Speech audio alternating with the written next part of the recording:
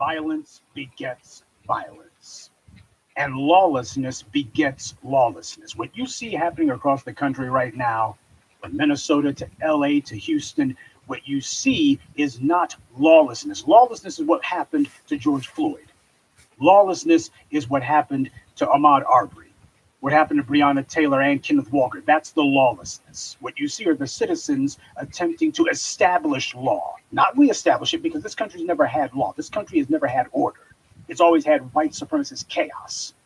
And that is the very definition of lawlessness. Now you have the citizens attempting to institute law, trying to institute order for the very first time.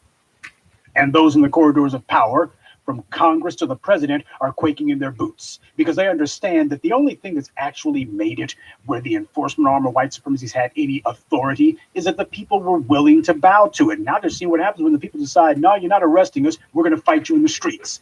The cops can't do anything about it. And the cops are trying to cop a plea with the public. The white media's got the cameras out there for them. Go ahead and have the lying police chief of Houston say that he was disgusted by the video of George Floyd being choked to death. Yeah, but was he disgusted by the video of Alva Brazil in Houston being gunned down by 2 Houston race soldiers? Was he disgusted by that?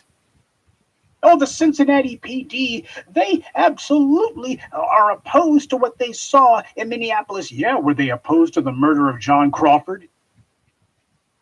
I'll wait. So you got all these cops now. The white media is trying to figure out a way to polish up their image and try to soften their image. And why? The police are just as outraged as you. The police are the ones who have been doing this. And while the white media thinks that they're scoring points by showing us this or that police department where the chief gives a few clearly insincere words of phony sympathy to the public, I can point to you a half dozen examples of each one of those police departments executing black people and no one being punished for it.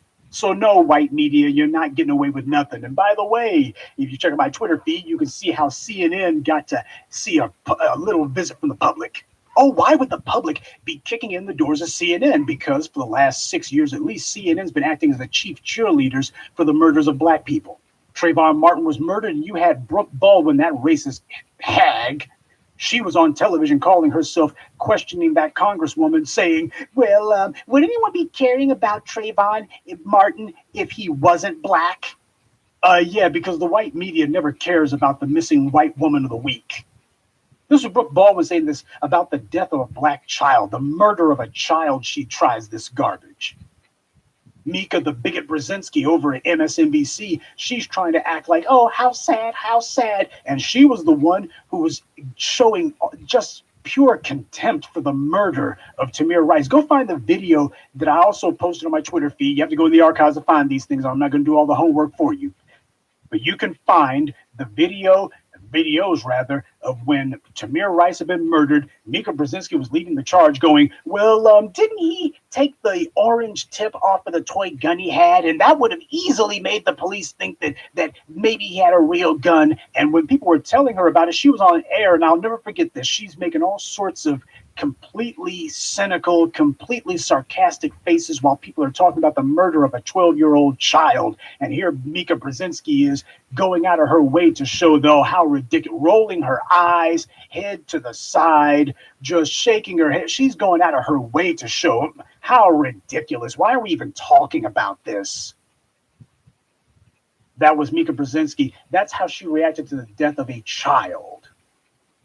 And now she's trying to reinvent herself. So if CNN wants to know why it is that the unwashed masses washed up in front of their newsroom and were throwing explosive devices in there, it's because CNN, along with MSNBC and the rest of the white media, have been acting as spokespeople for anti-black violence for years. When Freddie Gray was murdered, CNN decided that, well, we can't dirty him up. We can't resort to the usual anti-black narrative. So we'll talk about his mother instead. We'll say his mother was a drug addict. What's that got to do with anything? Well, his mother was a drug addict. And the white media is getting visited. Right now, the powers that be are not sure how the world they can stop this. Because what's happened in the past is, well, all you have to do is have an arrest of the race soldiers who have brutalized or murdered some black person, and that'll calm the folks down. See, we're doing something. See, you wanted an arrest, we got an arrest. People are like, no. We have to have a conviction, and it has to be a punishment to the level that we are satisfied with. Justice is not whatever the DA says it is. Justice is what the public says it is. And the public says that when you have murdered a black person, you got to get death penalty. Capital punishment now goes on the table. And if the DA thinks that he's going to get out of it by saying, well, I went with third-degree murder. No, third-degree murder. That is a slap on the wrist, especially when you consider that the DA, we've been asking what's he been doing for the last few days. It was obvious, and now he's confirmed it for us. The DA, this Mike Freeman character, along with the medical examiner in Hennepin County, they have put together a preliminary autopsy, which basically looks and reads as if it was written by the defense, saying that, oh, there was no, you didn't see what you guys saw. Oh, yeah, we know you guys saw the video. Yeah, he said he can't breathe, but you didn't see what you saw. He didn't die from strangulation. He didn't die from asphyxia. Yeah, he was sure. He stopped him breathing, but that was because of artery disease. He already had some pre-existing conditions. They're trying the exact same pack of lies that they did with Eric Garner. But that wouldn't wash. Even if it was another obese black man, it wouldn't work. George Floyd, this guy was in fantastic physical shape. He's running around with a black T-shirt on.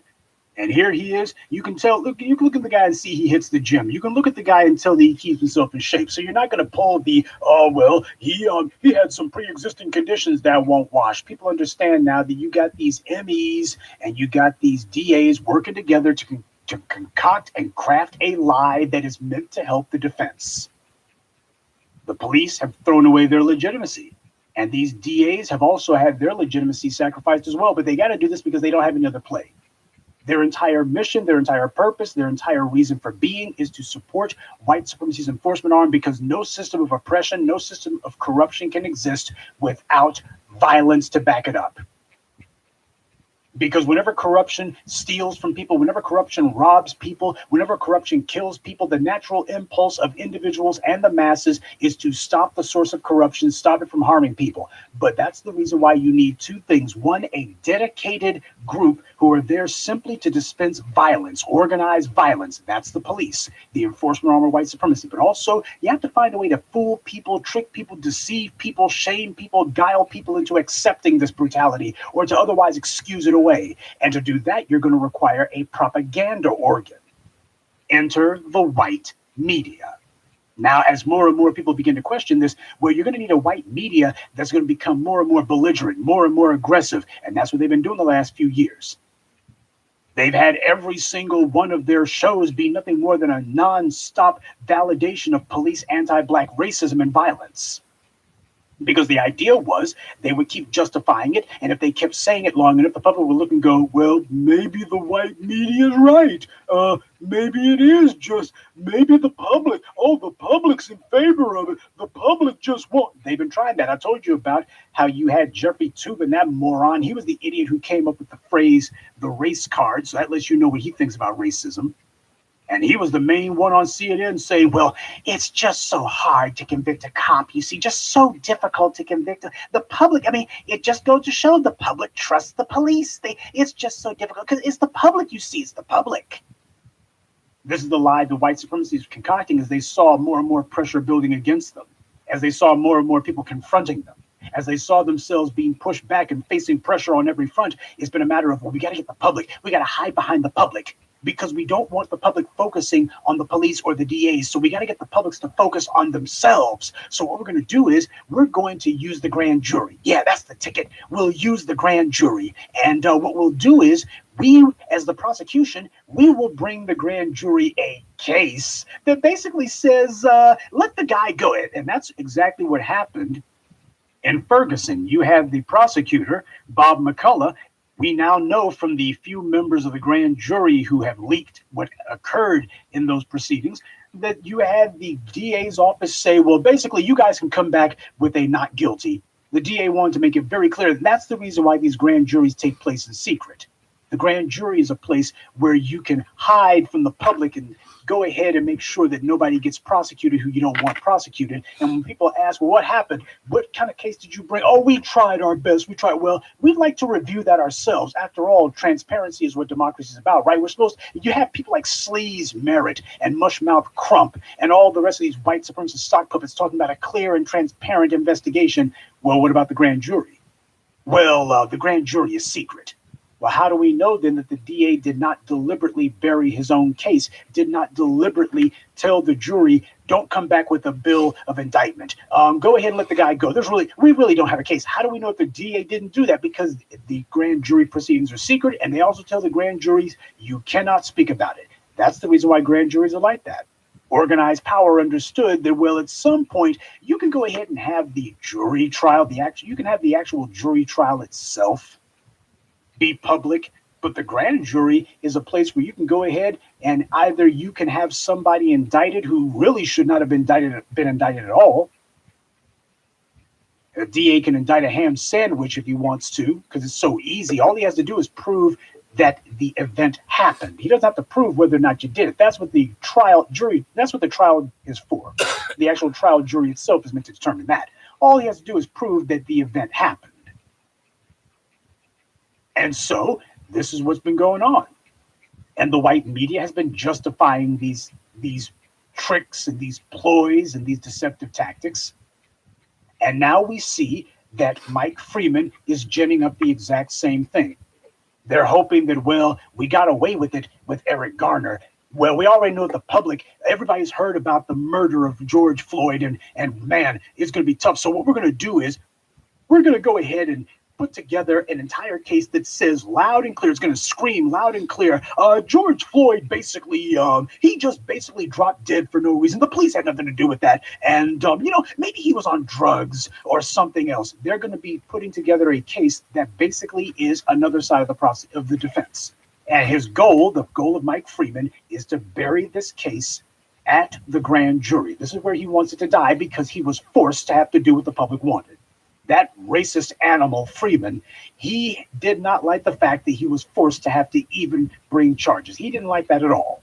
He is a dyed-in-the-wool, hardcore white supremacist, as is the medical examiner.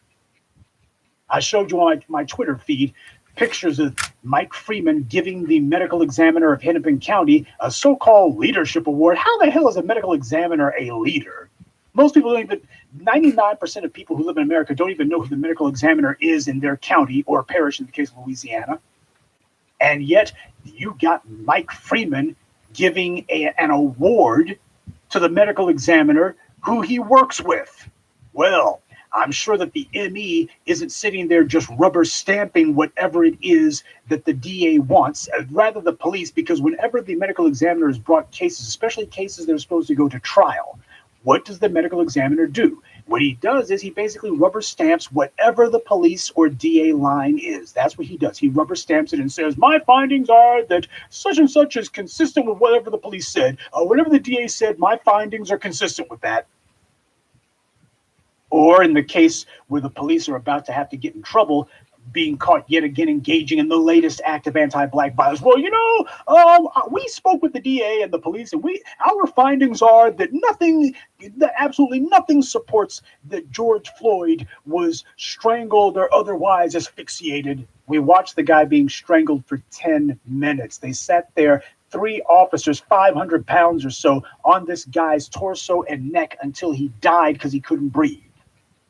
Well, this guy probably had drugs. This is them pulling the same old thing. They're throwing everything against the wall now. And that lets you know they're getting desperate. They see what's happened. They see that the public is amassed against them. They see the country is turned against them. And the white supremacists with their backs to the wall and nowhere to run, they're just throwing everything out at this point, trying to see if they can get something started. This is their last stand as they see it in Minneapolis. This is the beginning of the end. When you have a situation where the public starts burning police precincts, the enforcement arm of white supremacy happens to be on the run. When that happens, you've lost your authority. And if you've lost your authority, you've lost your power. And what is authority? Authority is whether or not the people are willing to obey you. The people are no longer willing to obey what the police say. Police are like, you're coming with us. You saw what happened in LA. They jumped on the cops. They also did the same thing in DC, did the same thing in Minneapolis. The police are sitting here trying to act like, well, we're going to be Billy Badass and we're arresting people. No, they feel like, no, you're not. You're not taking anybody. And the cops are powerless to do anything about it. And you got people like Nancy Pelosi, here they are trying to make nice in Congress, but nobody's talking about laws to punish the police, laws to punish prosecutors who refuse to do their jobs. Nobody's talking about laws regarding that. Nobody's talking about how the FBI is going to start bringing indictments. We're going after people. Nobody's talking about punishment. And the DA thinks that he's going to fool people with the grand jury two-step. Oh, why? We're going to take it to the grand jury. You should see what's happening in comment sections and on message boards and in interviews. People are looking and going, nah, we've seen this before. We know the trick. We're wise to the scam now. We know that the grand jury is where you bury your prosecutions at. We know that this is where you try to derail the indictment. We get it. We know what you're trying to do. You don't need a grand jury. You can just bring an indictment yourself. You're trying to get rid of it at the grand jury so you can blame them and hopefully get the heat off of yourself. It's a political maneuver. Burying cases at the grand jury is a political maneuver so that these corrupt, racist prosecutors can blame the grand jury, which basically means the public. Why? We couldn't indict because you guys didn't really want an indictment. You didn't really want an indictment. You didn't want these guys to go to, you wouldn't bring an indictment. That means that you wouldn't convict them either. So it was the public, it was you guys. These are the tricks the white supremacy tries to use in order to keep itself afloat. But it's not working. People do not care that the Hennepin County medical examiner puts out a preliminary report only a few minutes after Mike Freeman was talking about, you guys will see the criminal complaint. You'll be able to see what it is that we have there. Yeah, but the problem was the medical examiner sending out his preliminary report. He couldn't even wait to send the full thing. He couldn't wait to send a full report, a complete report. As a matter of, well, here's my preliminary report. So that lets you know this is what Mike Freeman has been up to the last few days. If the heat gets too hot, well, what we're going to do is we are going to be acting as co-counsel for the defense. That's what Mike Freeman's doing now. Same thing that we saw from Bob McCullough in Ferguson. Same thing that we saw from Dan Donovan in Staten Island after they murdered Eric Garner. Same thing that we saw from Mike Hennepin after the murder of Philandro Castile. We have seen this over and over again. And the thing is, you're not going to have some racist white supremacist DA who sits there and says what the appropriate punishment or what the appropriate charge is. The public says what that is. Justice is the righting of a wrong. And the wrong isn't made right until the people say that it is. And we say it has not been made right. Third degree, that's a joke. And he tries to hide behind, oh, well, Justine Damand, this is what Mohammed Noor got for killing Justine Damand. Mohammed Noor allegedly fired his gun in a split instant. He didn't sit there shooting Justine Damand over the course of 10 minutes. He did not sit there with Justine Damand saying that she can't breathe or otherwise saying that you shot me for 10 minutes. He didn't do that. So you cannot even make a comparison like that. But let's you know, Mike Freeman tried that, and even some reporters pointed out, wait a minute, this is different. This is different than Justine Damand. This doesn't even make sense. And he knows it doesn't make sense. That's the entire point. This is a so-called Democrat showing you that when it comes to black people, there is no difference between Democrats and Republicans. They use the exact same strategy whenever it comes time to attack black people. They decide we're going to lean into the controversy. Because that is part of radical social conditioning. Part of radical social conditioning is that if you do something shocking to the public, something horrible, what happens is people are stunned. People are shocked. They're not really sure how to react to that. And in that moment, you can tell them, well, this is the new normal and you better back up it. And the people will be confused because they haven't encountered this before. That's part of social engineering. And that's what the white supremacists are attempting to do, because you go against whatever the expectation would be. The expectation is, hey, we're putting the arm on these white supremacists in the DA's office, these white supremacists at police headquarters. We're putting the arm on these bastards. And then what they say is, well, we're going to dig in our heels. What they think is people are going to say, wow, we weren't expecting that. Well, I guess we'll just fold up tent and go home. What's happened is, nope, it's gotten even worse because the people are demanding that when these police thugs, these white supremacist garbage with badges, murder somebody. When you kill a black person, you have got to get the toughest time there is. You don't get off with some penny, any third degree, anything. It's first degree all the way. Mike Freeman is trying to push back against that because, as I've been telling you, ever since the case of Kenneth Walker, the white supremacists understand at this moment, right now, we stand at a pivotal moment. We stand at a critical turning point. White supremacy understands that in order to keep its system of corruption going, you require a dedicated arm of enforcement. Corruption cannot exist outside of violent force to back it up.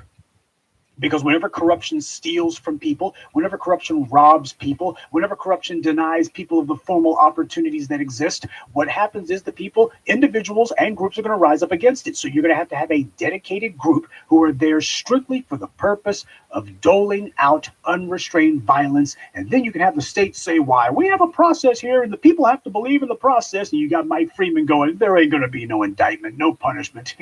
They're just upholding white supremacy, and that's the law of the land. But of course, you cannot fool the people or deceive them or trick them or otherwise lull them back into apathy unless you have a full-time, highly sophisticated propaganda organ churning out the lies meant to deceive the people and get them to sit on their hands and do nothing while they are brutalized and oppressed. And that's where the propaganda arm of white supremacy comes in, i.e. the white media.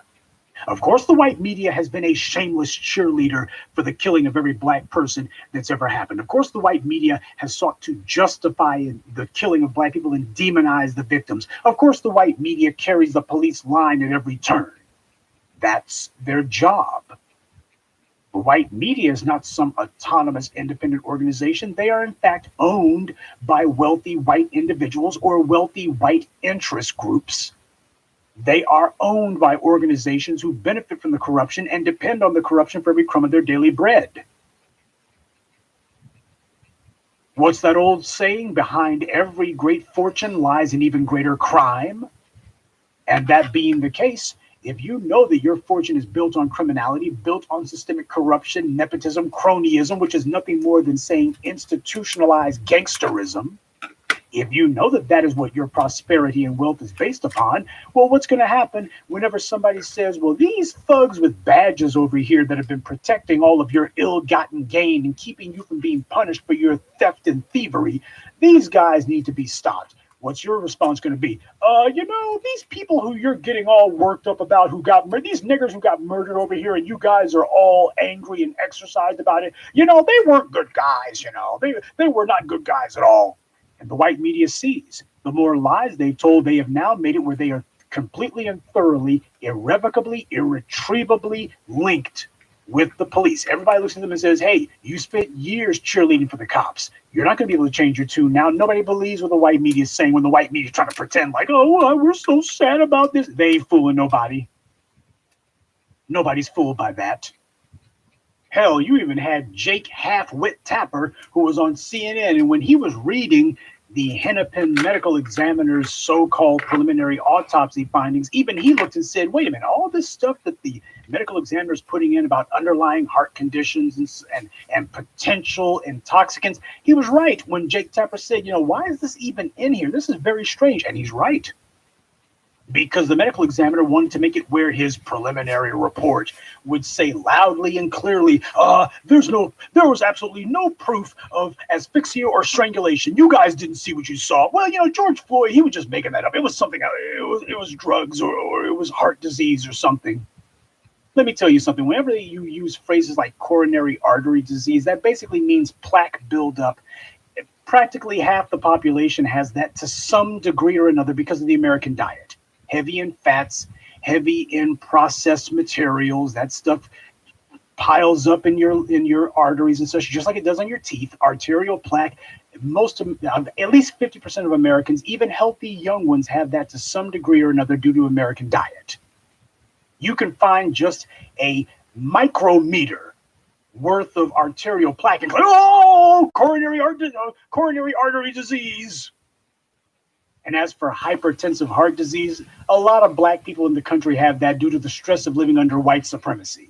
But you don't get to take that to George Floyd, because you can look at that dude and see, did you take a look at the guy's build? Okay, the dude's all muscular and stuff like that. Does he look like somebody who has artery disease or heart disease, like that's stopping him from exercising? So this guy gets himself into excellent physical condition. Oh, but he was ready to die anymore. He could have dropped dead any moment. Really? This is what they've been reduced to. But that's the point. It's supposed to be blatant and in your face. You have shown in the streets, black folks have shown that we're willing to get into the white supremacist faces. So what they're doing is, this is their attempt to show, well, we're still the ones who you're sitting back and waiting to see what we're going to do about it. And that being the case, we're going to show you that we ain't going to change. White supremacists are trying to foment open confrontation in the streets. I think they want an armed fight in the streets is what they want. Clearly is what they're bucking for. Because while they're doing this, they're upping the ante. What they're doing is they're trying to escalate this. And the reason why is the white supremacists see themselves in a do or die situation.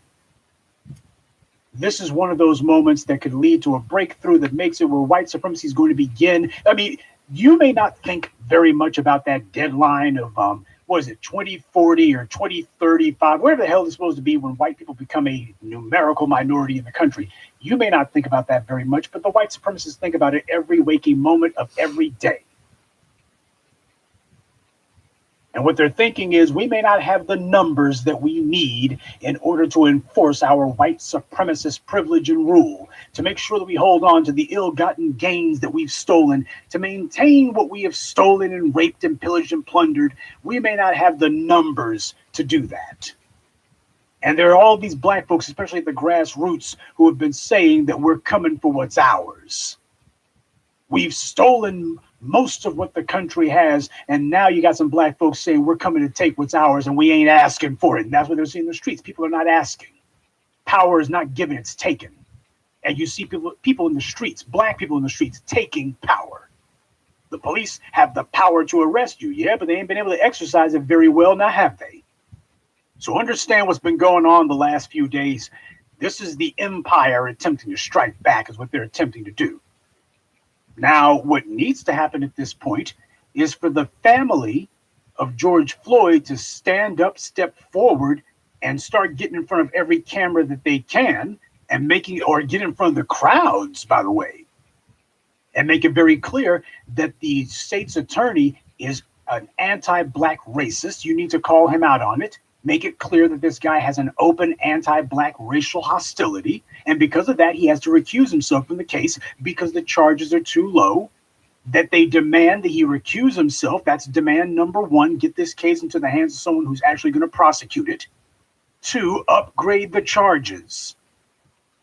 That Chauvin animal, he's supposed to be charged with first-degree murder. Nothing less than that is appropriate. His other 3 co-conspirators, his accomplices, must also be charged with second-degree murder. Those are the appropriate charges. And the EMT who was there, who didn't do anything, needs to be charged with failure to render aid. The family needs to be in front of the cameras making it very clear. This racist DA cannot be allowed to handle this case. It must be taken from him, and he must recuse himself. The case has to be put in somebody else's hands, and also the charges have to be upgraded. The family should be doing that. They should be leading the charge. They should be setting the tone, and the people are going to fall in lockstep behind it, because that's what the people are still angry about. The reason the protests are still going on is because the people are looking and going, okay, what we're seeing is the powers that be are still trying to protect these killers. Now, what's going on also in the minds of the white supremacists is, oh man, things can't possibly get worse than this. Well, if they keep pushing the people, it can get a hell of a lot worse than this.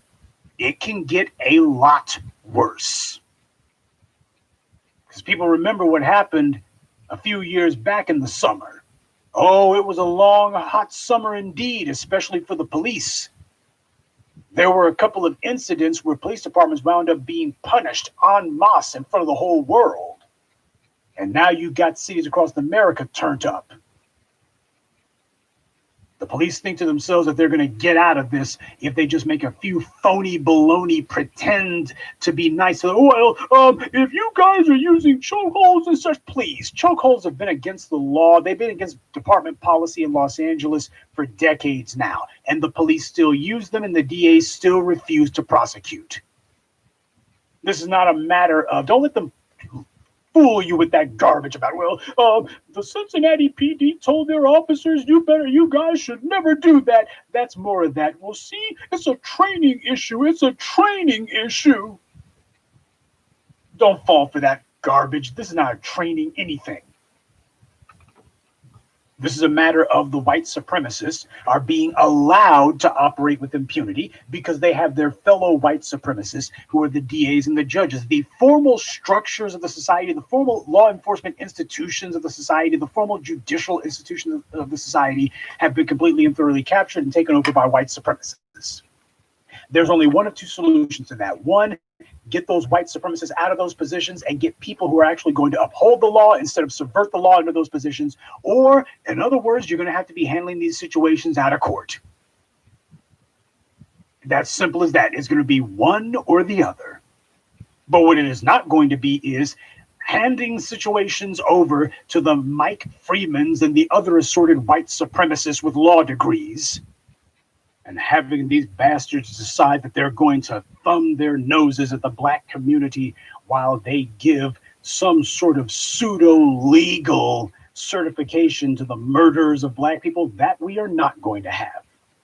Acting as a rubber stamp committee for the killing of every black person, we ain't having that. And that brings us to the white media.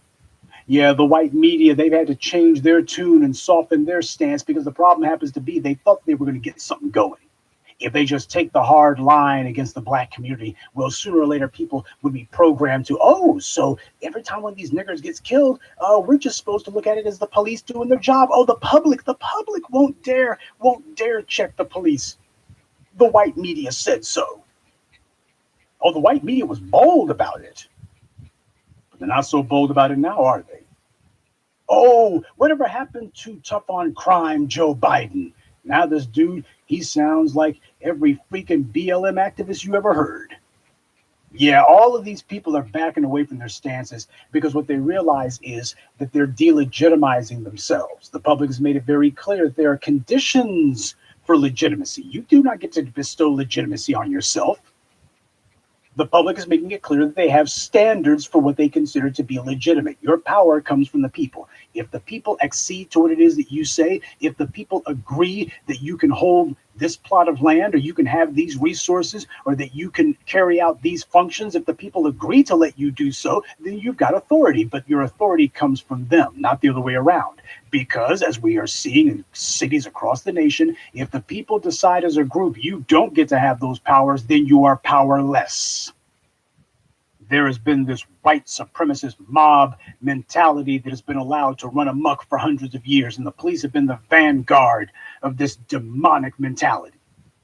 As long as the blue wall stays intact, long as the blue line is held, we can kill niggers and we all stick together, except for the black ones, the black cops, they'll go to prison. But as long as all the white cops and the Asian cops and the Hispanic cops stick together, then none of us go to prison. Well, now what he's seeing is you got the public playing the same game. The cops can be pushed around and mistreated in public. Hell, you had a post posted on my Twitter page today, posted that in San Antonio, you had this brother who walked up to a San Antonio cop, and he had his cell phone camera in hand. The cop takes this guy's cell phone camera, snatches it out of his hand and throws it, and the dude decks him and the cop's out. I ain't talking about he was just dazed. I mean, he was out like a freaking light. The guy wasn't arrested. The cops are sitting here acting like, oh, we'll do something. No, they ain't going to do it. And that's in Texas where it happened. That's in Texas where that went down. Oh, see, the cops are understanding if you try to dogpile people, now people are looking going, whoa, we see the cops dogpiling somebody. We're going to jump on them now.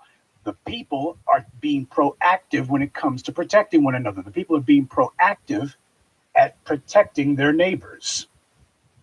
This is a brand new status quo for the enforcement arm of white supremacy. Brand new status quo. because they understand that at some point the people are going to move beyond. They're going to evolve and progress beyond merely being proactive when the police have jumped on someone and decide we're not going to be allowing you to gun people down the streets, period. We're going to be proactive about that too. Start hunting them in there. So I'm getting a kick out of seeing the white media getting booted around. And we see the propaganda arm of white supremacy, the white media being confronted directly. No less than CNN themselves found themselves on the business end of one of those protests right there in Atlanta. Oh, you got the first name in news. These guys have eyes and ears everywhere. Oh, this is the white media outlet that more Americans trust. Well, apparently the black folks in Atlanta don't trust them too much. The protesters paid Jeff Zucker's little propaganda mill a house call, and it's no coincidence that they went there. They went there in particular for a reason. They started smashing the front of the building, destroying the foyer. You had to call in half the Atlanta PD just to keep them out. They did that in CNN headquarters. You want to know why? It's because CNN has been cheerleading for the deaths and murders of black people. Freddie Gray was murdered. CNN decided, well, we can't smear him. We tried and it didn't work. So we're going to smear his mother and say she was a junkie. She was a drug addict. Well, what's that got to do with anything? She wasn't even the person who was arrested. Well, we just thought you should know. We just thought it was very interesting that his mother was on drugs. Well, she's recovered now. So what's that got to do with anything? Well, we just think the public should know that his mother was on drugs. We just think the people should know that. Well, does the public deserve to know anything about the cops who killed Freddie Gray? Well, that's not important. They're not the story he is. Fuck that. Brooke Baldwin was cheerleading for the murder of Trayvon Martin, questioning that congresswoman, saying, well, would anybody care if Trayvon Martin wasn't black? Yeah, because the media never cares about the missing white woman of the week, don't you know? And Brooke Baldwin is sitting here trying to reinvent herself. She hears what the black media is saying. She's trying to reinvent herself, just like Amy Klobuchar, trying to play this crocodile tears game while she's on television with that transgender whomever. CNN also decided that it was a good idea to get Jeffrey Toobin as much airtime as possible so that he can cheerlead for the police. So, well, it's just so difficult to convict the police because the public just believe the police. You know, the public just trusts the police. That's just the way it is. Fuck the police. CNN has spent years towing the police line and defending the murders of black people. CNN has spent years just repeating whatever it is that the police say when they kill a black person. Spent years deciding, well, we're not going to confront the police. We're not going to question the police. We're certainly not going to make it seem like the police are on some sort of kill spree against black people. Evidence be damned. We're not doing that. It's going to be all about how this black person deserved to die. He was basically a bad person. Or at the very least, we'll smear him so that, well, we don't want you to feel so bad about him because they were bad people, don't you know? Well, in Atlanta, you had some of those black people who CNN has been cheerleading for the deaths of, who decided to come to CNN Center and lodge a complaint. People are laughing. Some people are videotaping. Just threw something on fire, Chris, a firecracker. Something's on fire. Too bad it wasn't a real grenade. Nick, you all right? Next time, You make okay? it a real By the way, motherfucking on grenade. a side note, I have newfound respect for Atlanta. I'm not going to say that I'll never call them the skinny jeans capital of Black America again, though I would say that after this, I don't care about the skinny jeans quite so much. All of CNN sticking up for the police and demonizing the black victims of police white supremacist violence. And look where it got CNN. They see exactly where it led them to. Yeah, the last few months, CNN's been trying to patch together a little bit of credibility for themselves, trying to change their tune ever so slightly, but no one's buying it because we remember the years and years and decades, truth be told. CNN was started by a neo-Confederate, Ted Turner, that racist piece of trash, and they retain his white supremacist imprint. They've been cheerleading for the deaths of black people and always got something negative to say about black people, and that's fine. Black people decided to show them, hey, if you say that this is what we are, then who are we to prove you wrong? And CNN's finding out that they've thrown away their legitimacy. So while they're sitting here thinking they're going to do a quick 180 and think they're going to reinvent themselves, no one buys it because no one believes anything they have to say. Trick no good. So where are all of the concerned citizens who believe the police at? Where were they at last night when CNN needed them? When CNN Center was being overrun by the people who they've been justifying the murders of? Where were all of these citizens? Where was Jeffrey Toobin at to tell everybody how, well, people they just believe the police. They just like the police. You know, they trust the police. Where was Jeffrey Toobin at? And go ahead and show us some of those suburbanites who were going to go ahead and stick up for CNN because they trust the police so much. Where were they at last night for CNN? See, it's CNN who needs the police because these multinational corporations and the racist billionaires like Ted Turner who own them, behind every great fortune lies an even greater crime. And in order to make sure they don't go to prison, well, you need a dedicated group of thugs, heavily armed, to make sure to protect the corrupt infrastructure. And that's why the media supports the police to the hilt no matter what, because it's not about the public at all. They could care less about the public. It's about making sure that the public never, ever puts pressure on the establishment, actually on the white elite, let's call them what they are, that the white elites never are in danger of ever having the public, especially the black portion of it, take back what's been stolen from them. So that's the reason why you got to glorify the police no matter what, and why the police can do no wrong, and why the white media is going to push the police line no matter what. CNN had a good old time pushing the police line, all right. And what they found last night was that they pushed the public too far.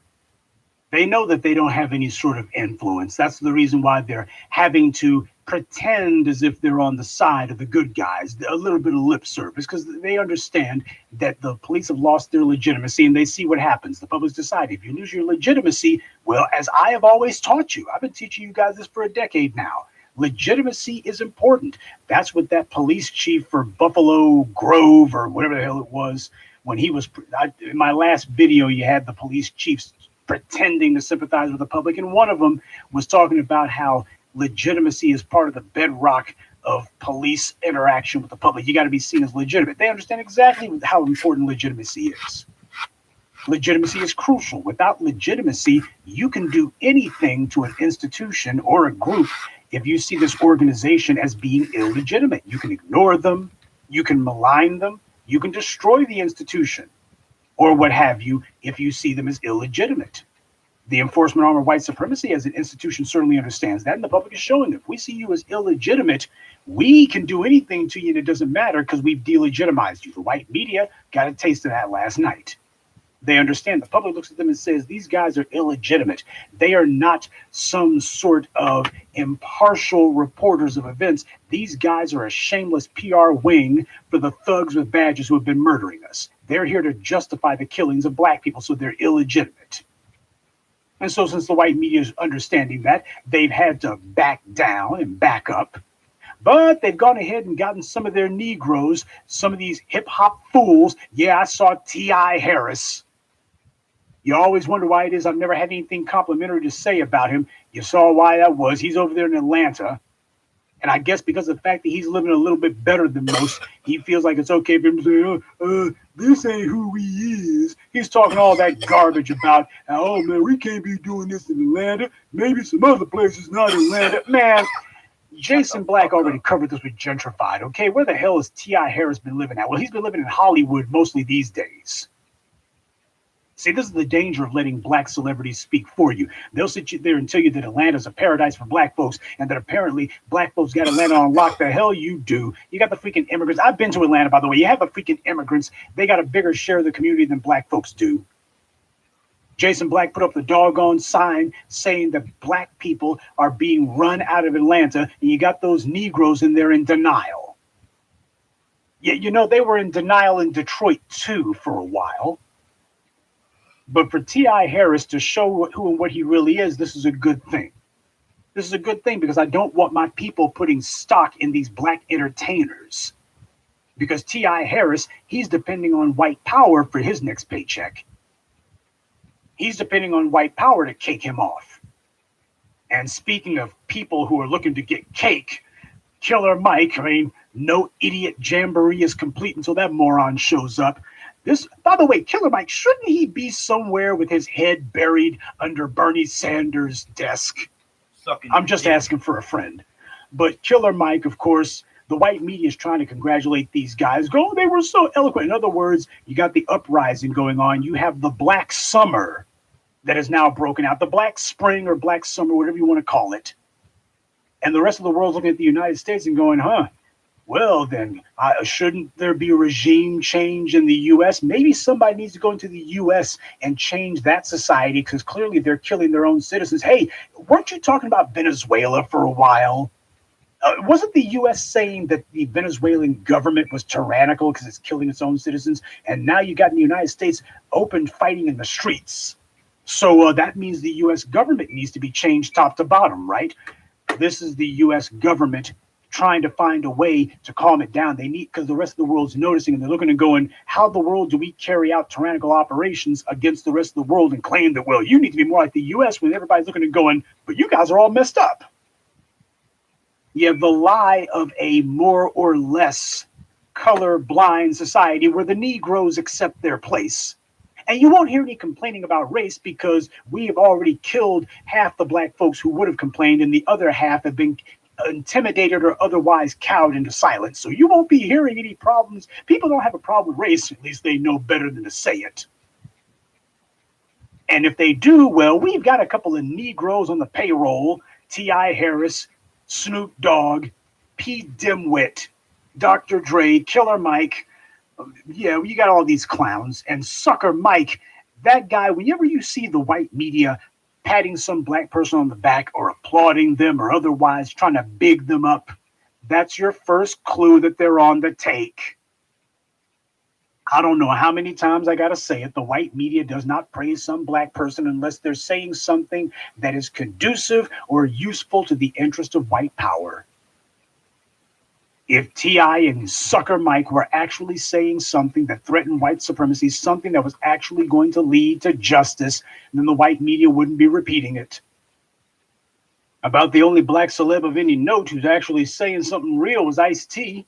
Tariq retweeted this on his Twitter feed. Ice-T was pointing out people are saying that they should protest like this or demonstrate like that. We tried taking a knee. A riot is a riot. It happens when the people can no longer take the BS. Yeah, the white media is not going to be repeating that. They're not going to be patting Ice-T on the back and saying, well, he's just telling it like it is.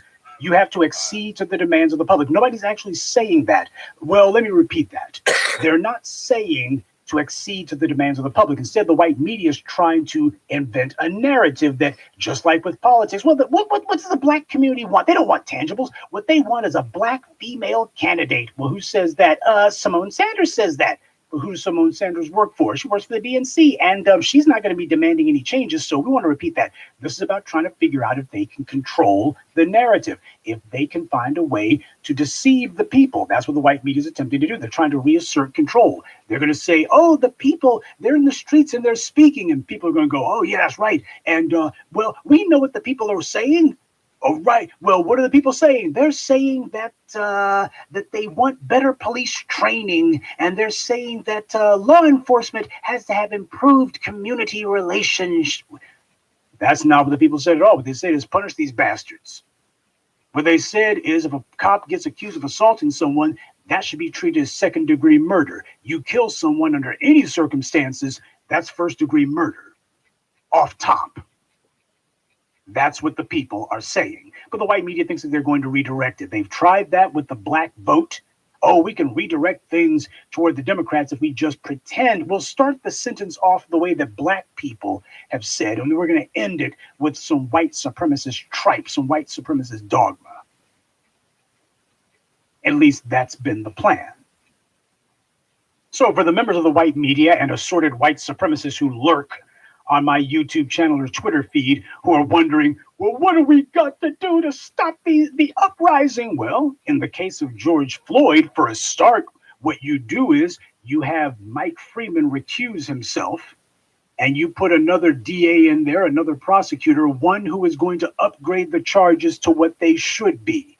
First-degree murder for Derek Chauvin, second-degree murder for his accomplices, and failure to render aid for that EMT who sat there. Everybody who had a part in the death of George Floyd is to be held accountable.